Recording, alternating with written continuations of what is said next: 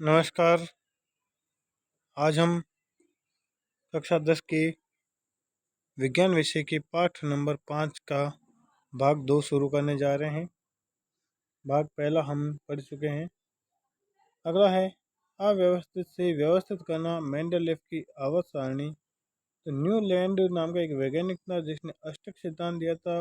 उसके अस्वीकार होने के बाद भी कई वैज्ञानिकों ने ऐसे प्रतिरूपों की खोज जारी रखी थी जिससे तत्वों के गुणधर्मों का उनके परमाणु द्रव्यमान के साथ संबंध स्थापित हो सके। तत्वों के वर्गीकरण का मुख्य श्रेय एक रूसी वैज्ञानिक है जिनका नाम है डिमित्री इवानोविच मेंडलीव। नाम बहुत इंपॉर्टेंट है, याद रखना है। रूस के एक वैज्ञानिक है जिनका नाम है डिमित्री इवानोविच मेंडलीव को जाता है। तत्वों की आवर्त सारणी के प्रारंभिक विकास में उनका प्रमुख योगदान रहा था। उन्होंने अपनी सारणी में तत्वों को उनके मूल गुणधर्म, परमाणु द्रव्यमान और रासायनिक गुणधर्मों में समानता के आधार पर व्यवस्थित किया गया। और अब हम इनके बारे में बात करेंगे। डिमित्री इवानोविच मेंडलीव कौन थे, इनका जन्म कब हुआ था, मृत्यु कब हुई थी। तो बात ये, इनका जन्म 1834 में हुआ था। 1907 में इनका निधन हो गया था। तो मेंडलीव का जन्म 8 फरवरी 1834 में रूस का एक शहर है जिसका नाम है साइबेरिया। साइबेरिया में एक जगह है जिसका नाम है टोबोलस्क। टोबोलस्क के अंदर इनका जन्म हुआ था। और अपनी प्रारंभिक शिक्षा के बाद ये मेंडलीव है ना, अपनी माँ के प्रयासों के कारण ही विश्वविद्यालय में प्रवेश ले सके थे। अपनी खोज को उन्होंने माँ को समर्पित करते हुए लिखा कि उन्होंने मुझे उदाहरण देकर समझाया, प्यार से समझाया, अपने शेष संसाधनों एवं शक्ति का व्यय करके मेरे साथ विभिन्न स्थानों पर गई।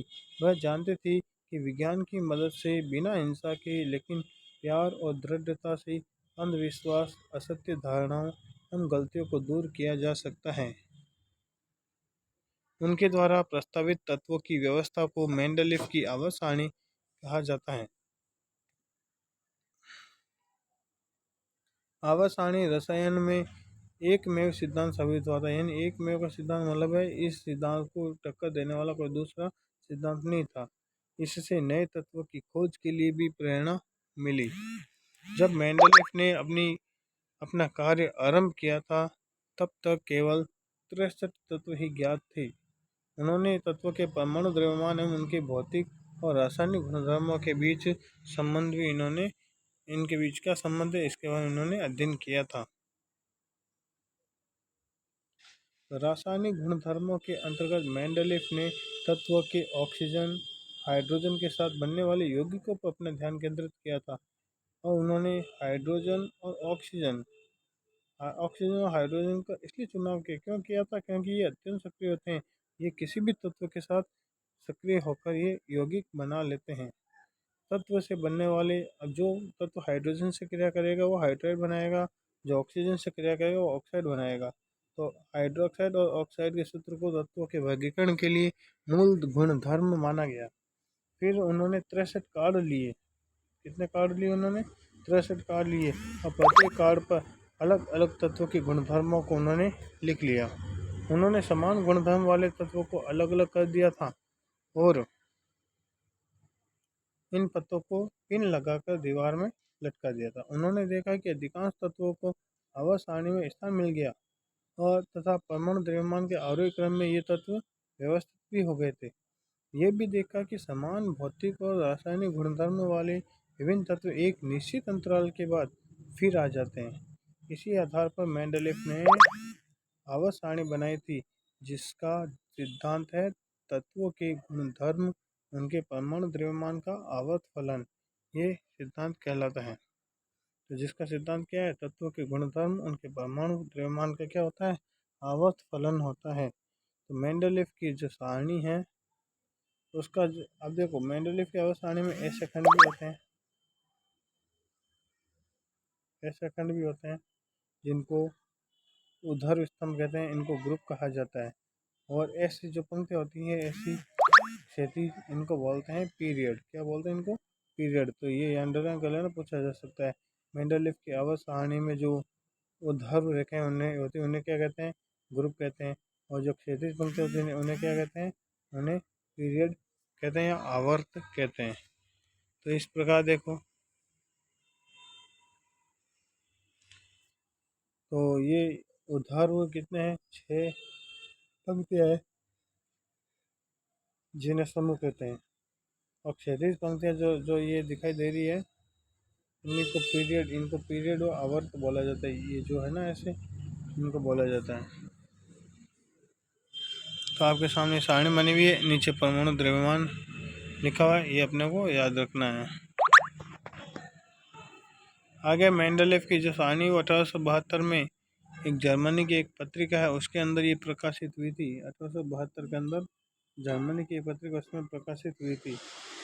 स्तंभ के शीर्ष पर ऑक्साइड और हाइड्राइड के सूत्र में अंग्रेजी का अक्षर आर लिखा हुआ है। अंग्रेजी का क्या लिखा? आर लिखा हुआ है, जो किसी भी तत्व को ये दर्शाता है। सूत्र को लिखने के तरीके पर ध्यान दीजिए। उदाहरण के लिए जैसे कार्बन हाइड्राइड है, तो कार्बन में सी है ना, सी की जगह पर क्या लिखा गया है? आर लिखा गया है। बाकी H4 की जगह H4 है। उसी प्रकार ऑक्साइड वाला है CO2, तो सी की जगह क्या लिख दिया? सी की जगह आर को लिख दिया गया है। तो मेंडलीफ की आवास सारणी की उपलब्धियाँ क्या थी, इसके बारे में देख लेते हैं। तो आवास सारणी व्यवस्थित करते समय मेंडलीफ को सारणी में अधिक द्रव्यमान वाले तत्व को कभी कभी कम द्रव्यमान वाले तत्व से पहले रखना पड़ा। मतलब कई ऐसी कंडीशन में आई थी, अधिक द्रव्यमान, जैसे जिसका द्रव्यमान 10 है, किसी का द्रव्यमान 8 भी है, तो उसने क्या किया? अधिक द्रव्यमान वाली को कम द्रव्यमान वाली से पहले रख दिया। ऐसा इसने किया था। इस क्रम इसलिए उलटना पड़ा ताकि समान गुणधर्म वाले तत्वों को एक साथ रखा जाए।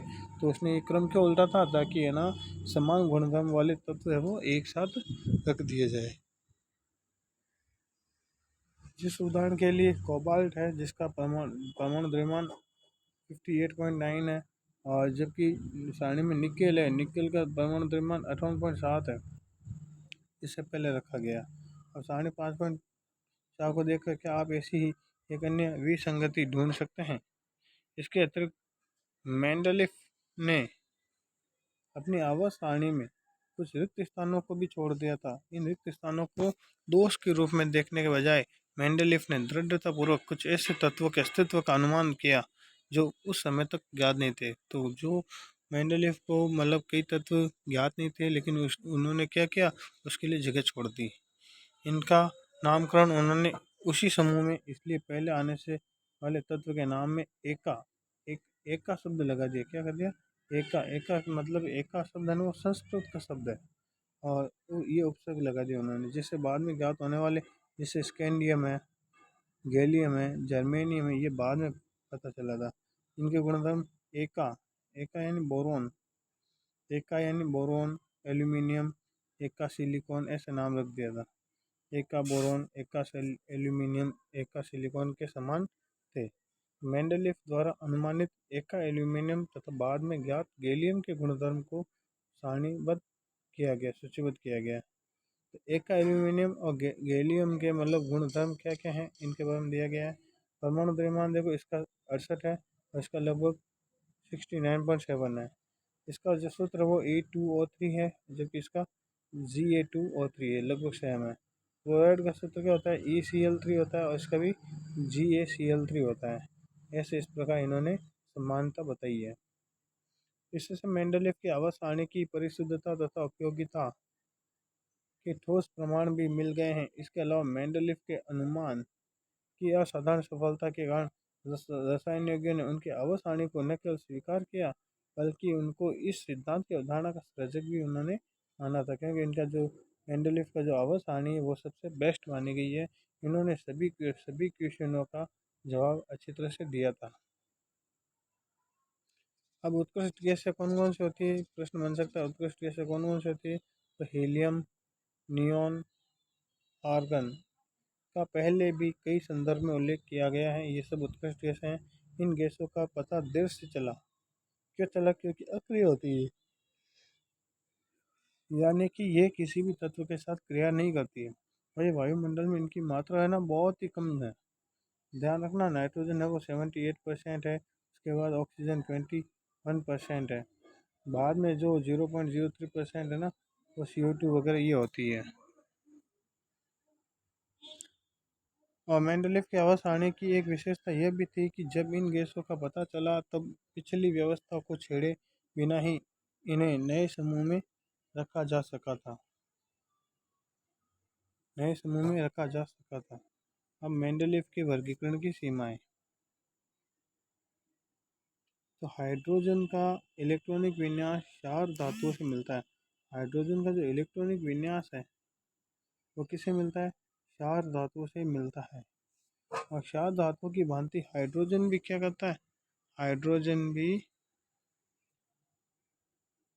क्षार धातुओं की भांति हाइड्रोजन भी हैलोजन और ऑक्सीजन और सल्फर के साथ एक जैसे सूत्र वाले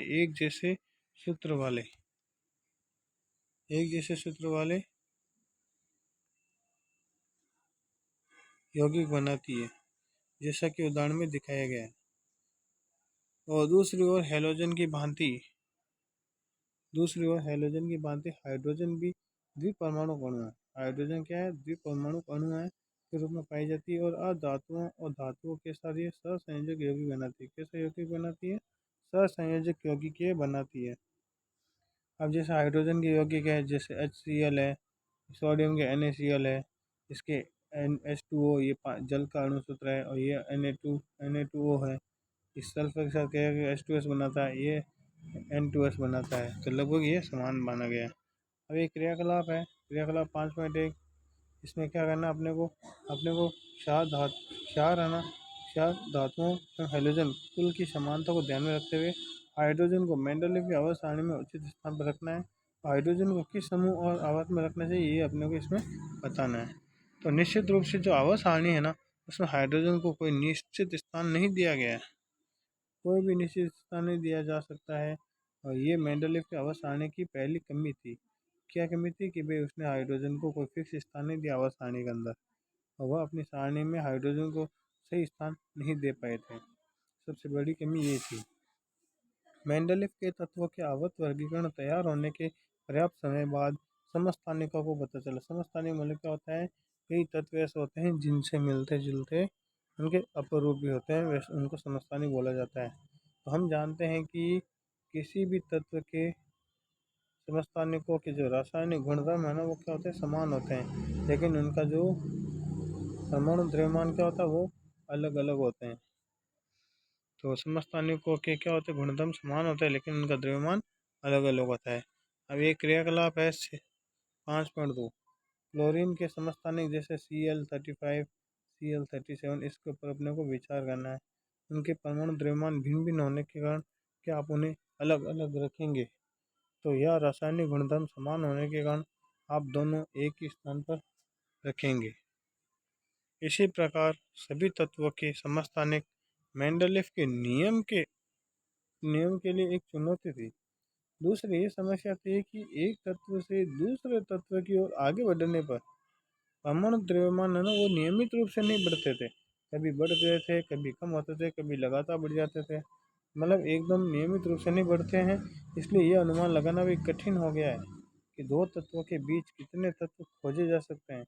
और विशेष करके जब भारी तत्वों पर विचार अगर करते हैं तो बहुत ज़्यादा कठिनाई इसके अंदर आ जाती है। ये कुछ प्रश्न हैं जो कि आपको इसमें देख के सरल करने हैं। अव्यवस्थित से व्यवस्थित करना, आधुनिक आवर्त सारणी के बारे में ये दिया गया है, पढ़ेंगे। अब एक और वैज्ञानिक आए हैं जिन्होंने 1913 में एक खोज की थी, हेनरी मोजले ने। तो हेनरी मोजले है, बहुत इंपॉर्टेंट वैज्ञानिक है, बहुत अच्छा योगदान था इनका। 1913 में एक खोज की थी। इन्होंने बताया कि भी तत्व के जो परमाणु द्रव्यमान की तुलना में उसका जो परमाणु संख्या है वो अधिक आधारभूत गुणधर्म है। तो इन्होंने परमाणु द्रव्यमान की जगह परमाणु संख्या के ऊपर इन्होंने ज़्यादा ध्यान दिया था। परमाणु संख्या को Z के द्वारा प्रदर्शित किया जाता है।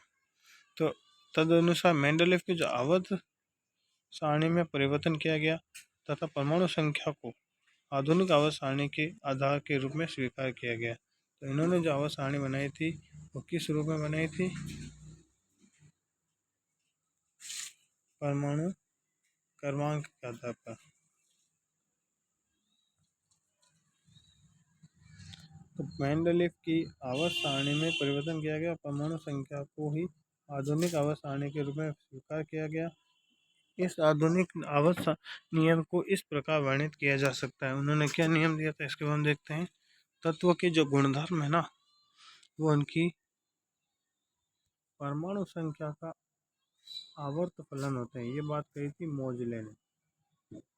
आप जानते हैं कि परमाणु संख्या से हमें परमाणु के नाभिक में, परमाणु का जो नाभिक होता है, जैसे मान लीजिए परमाणु है, इसके बीच में जो नाभिक होता है, बीच वाले नाभिक होता है, तो इस नाभिक में स्थित जो प्रोटॉन होते हैं ना, नाभिक के अंदर क्या होते हैं, नाभिक के अंदर प्रोटॉन की संख्या का हमें पता चलता है। परमाणु संख्या मतलब क्या है कि भाई उस परमाणु के नाभिक में प्रोटॉन कितने हैं, उसके बाद हमें पता चलता है। तथा एक तत्व से दूसरे तत्व पर बढ़ने पर इस संख्या में एक एक की बढ़ोतरी इसमें होती है। तत्वों को उनकी परमाणु संख्या के आरोही क्रम में व्यवस्थित करने पर जो वर्गीकरण प्राप्त होता है, उसे ही आवर्त सारणी कहा जाता है। तो मेन परिभाषा आ चुकी है, आवर्त सारणी किसे कहते हैं। तो यहाँ से स्टार्ट करना है अपने को,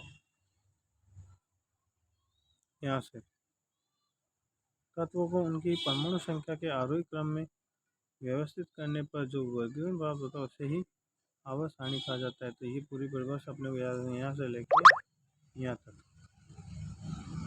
तो सारणी 5.6 में दिया गया है, तत्वों को परमाणु संख्या के आरोही क्रम में व्यवस्थित करने पर तत्व के गुणधर्मों का अधिक परिशुद्धता से अनुमान लगाया जा सकता है। आगे क्रियाकलाप एक दिया हुआ है 5.3। आधुनिक आवर्त सारणी में कोबाल्ट और निकल के स्थान कैसे निर्धारित किए गए हैं। आधुनिक सारणी में विभिन्न तत्वों के जो समस्थानिक उनका स्थान कैसे सुनिश्चित किया गया है। और क्या परमाणु 1.5 परमाणु संख्या वाले किसी तत्व हाइड्रोजन और हीलियम के मध्य रखा जा सकता है या नहीं रखा जा सकता है। आपके अनुसार आधुनिक आवर्त सारणी में हाइड्रोजन है वो कहाँ रखना चाहिए, ये देखना है। अब आप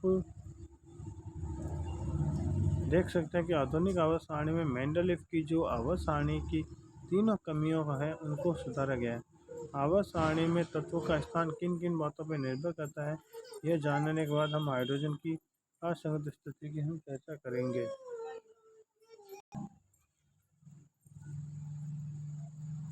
आज तक अब इस वीडियो में इतना ही करेंगे।